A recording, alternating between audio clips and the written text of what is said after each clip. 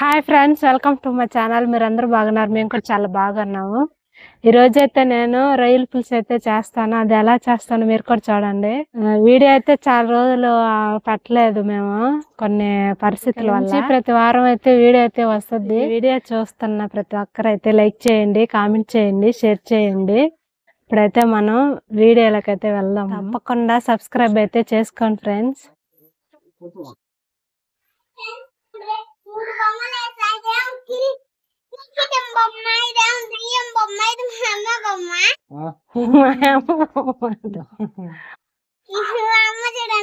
చూడండి ఫ్రెండ్స్, ఇవైతే 2 కేజీల రొయ్యలు మేము ఒలిచేలకి ఇన్నైతే వచ్చాయి. చూడండి, ఇప్పుడైతే వీటిని స్టవ్ మీద పెట్టుకొని ఉప్పు పసుపు వేసి ఉడకపెట్టుకుంటాను. కొంచెం ఉప్పు కొంచెం పసుపు వేసి అయితే ఉడకపెట్టుకుంటాను ఒక 5 నిమిషాలు. మనమైతే రొయ్యలు ఉడికేలేకి దీనికైతే తాలింపు అయితే పెట్టుకున్నాం ఫ్రెండ్స్. అంతలేక చూడండి, ఫస్ట్ అయితే ఆయిల్ వేసుకోవాలి. చూడండి, కొంచెం ఆవాలు అయితే వేసుకోవాలి. ఆవాలు అయితే చిటపట్లాడేవి. ఫస్ట్ అయితే ఉల్లిపాయలు వేసుకుంటున్నాను, సన్నగా తరిగినవి.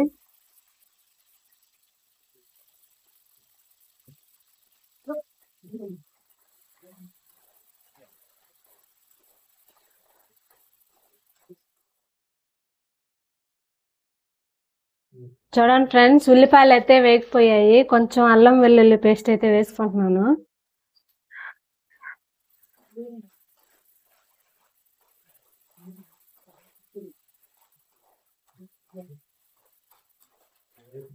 మసాలా అయితే పచ్చి వాసన పోయింది ఫ్రెండ్స్. ఇప్పుడైతే టమాటా ముక్కలు కూడా వేసుకున్నాను.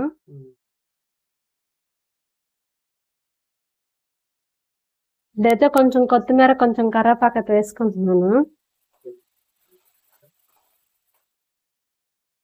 చూడండి ఫ్రెండ్స్, టమాటా ఉల్లిపాయలు అన్ని అయితే బాగా వేగిపోయాయి. ఇప్పుడైతే మనం ఉడకపెట్టుకుంటున్నా రొయ్యలు అయితే వేయాలి. ఇప్పుడు రొయ్యలు అయితే ఉడికాయా లేదో చూద్దాము.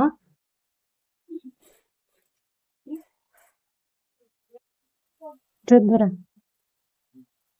చూడండి ఫ్రెండ్స్, రొయ్యలు అయితే ఆల్మోస్ట్ ఉడికిపోయాయి. ఇంకొంచెంసేపు ఉంటే అయితే ఉడికిపోతాయి.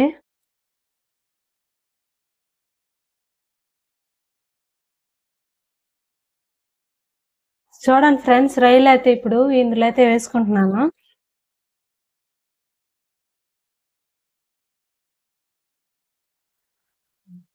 ఇప్పుడు ఈ రొయ్యలన్నీ బాగా కలుపుకోవాలి.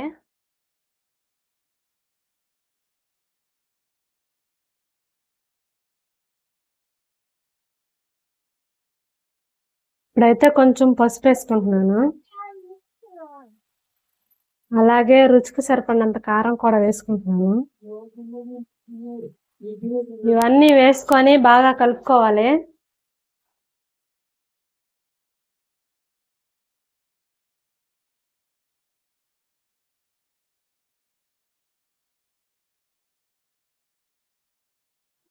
ఇప్పుడైతే రొయ్యలకి ఉప్పు కారం మసాలా అంతా అయితే బాగా పట్టింది ఫ్రెండ్స్. ఇప్పుడైతే చింతపండు పులుసు కూడా వేస్తున్నాను.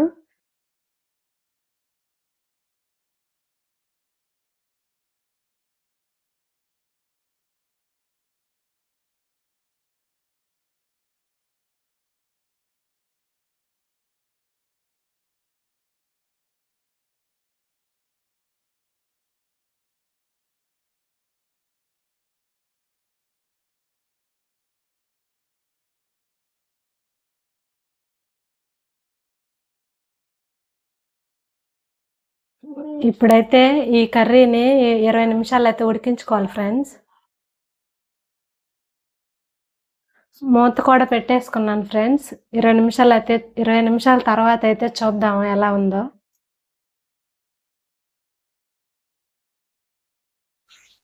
చూడండి ఫ్రెండ్స్, రొయ్యల పులుసు అయితే ఆల్మోస్ట్ ఉడికిపోవచ్చేసింది. చూడండి,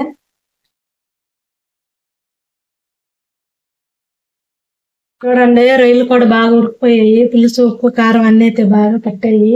హాయ్ ఫ్రెండ్స్, ఇప్పుడైతే మనం ఇంతవరకు చేసిన రొయ్యల పులుసుని అయితే టేస్ట్ చేద్దాం ఎలా ఉందో. కర్రీ అయితే సూపర్గా కుదిరింది. చూద్దాం రండి టేస్ట్ కూడా ఎలా ఉందో. రొయ్యల పులుసు అంటే నాకు చాలా ఇష్టము. తీగూర కంటే పులుసు ఎక్కువగా ఇష్టపడతాం అనమాట మేము. చూడండి రొయ్య కూడా బాగా ఉడికిపోయింది.